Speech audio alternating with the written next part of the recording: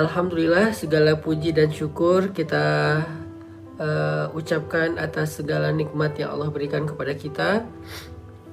Allah setiap hari menghindarkan kita dari sekian banyak masalah. Hanya karena kita nggak ngerti, bukan berarti nikmat itu nggak ada. Seringkali kita terhindar, makanya kita nggak tahu.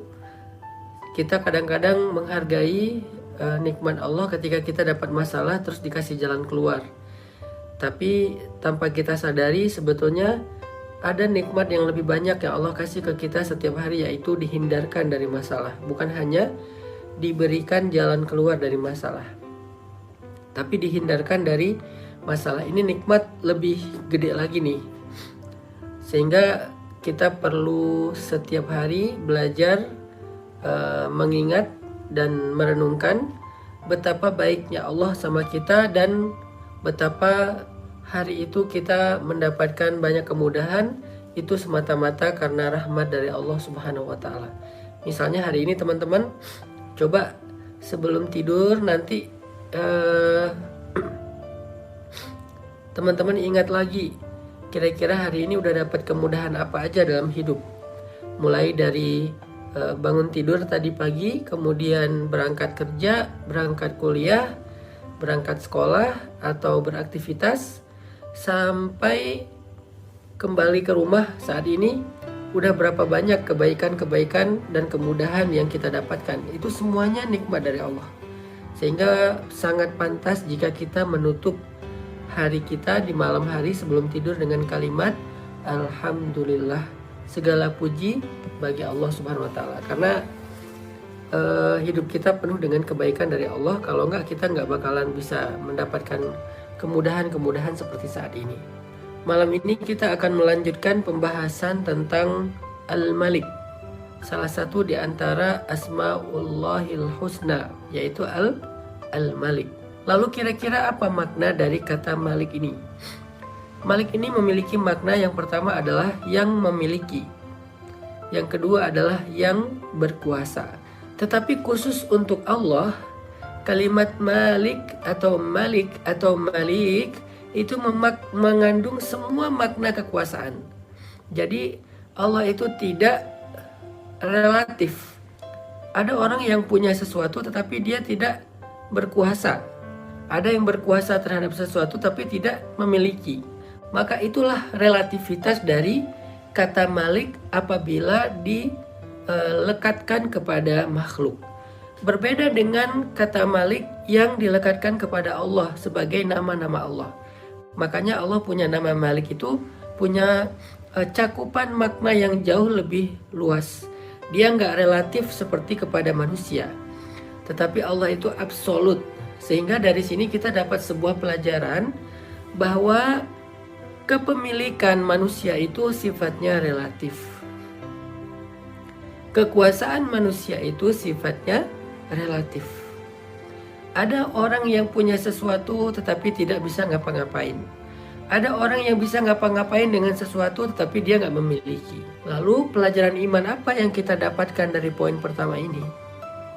Dari poin ketika kita memahami makna Malik kepada makhluk dan Malik kepada Allah. Apa poin pelajaran iman yang kita dapat dari sini? Dari poin pertama ini, pelajaran iman yang kita dapat teman-teman adalah bahwa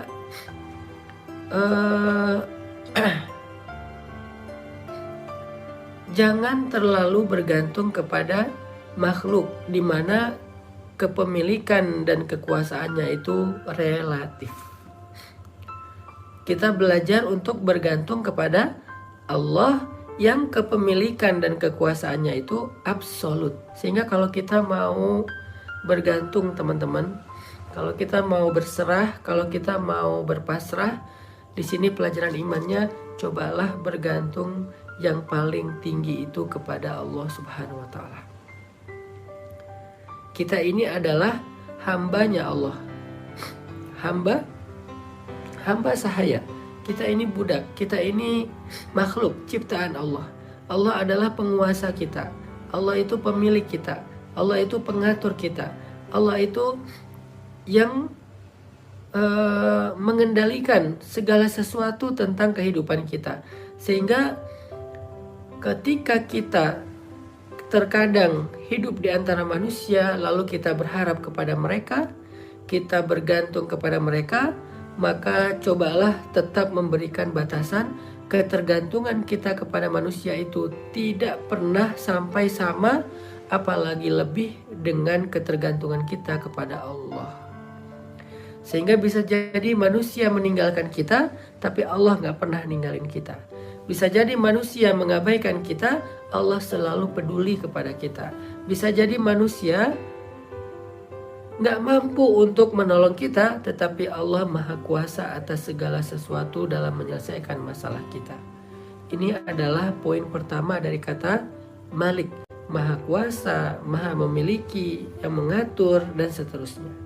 Sehingga dengan demikian teman-teman nanti akan ketika dalam keadaan dalam keadaan lemah, dalam keadaan galau, dalam keadaan bimbang, dalam keadaan bingung, dalam keadaan kayak hampir putus asa gitu, maka teman-teman coba baca kalimat ini. Allahumma malikal mulk tu'til mulka man tasha wa tanzi'ul mulka mimman tasha wa tu'izzu man tasha wa tudhillu man tasha biyadikal khair innaka ala kulli syai'in qadir.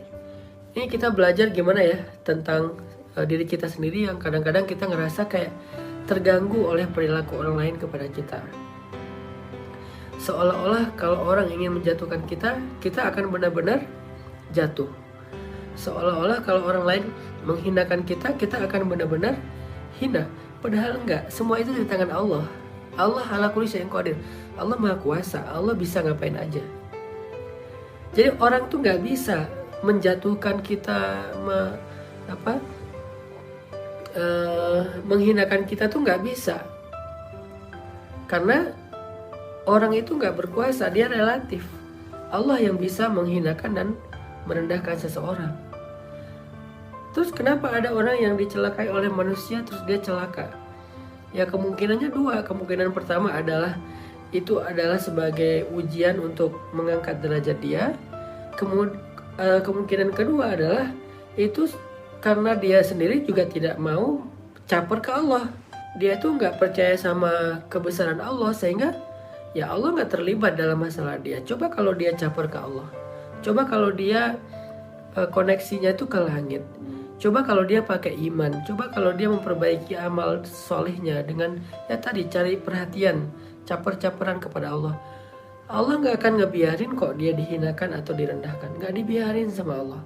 Dan kalau Allah nggak membiarkan seseorang dihina atau direndahkan oleh makhluknya, maka nggak ada satupun yang bisa melakukan itu kepada dia. Ini cara Allah memuliakan siapa yang dia kehendaki. Itu makna wa tu'izzu man tasya wa tudhillu man tasya. Karena di tangan Allah lah mulk. Biyadikal mulk, biyadikal khair. Di tangan Allah lah kekuasaan.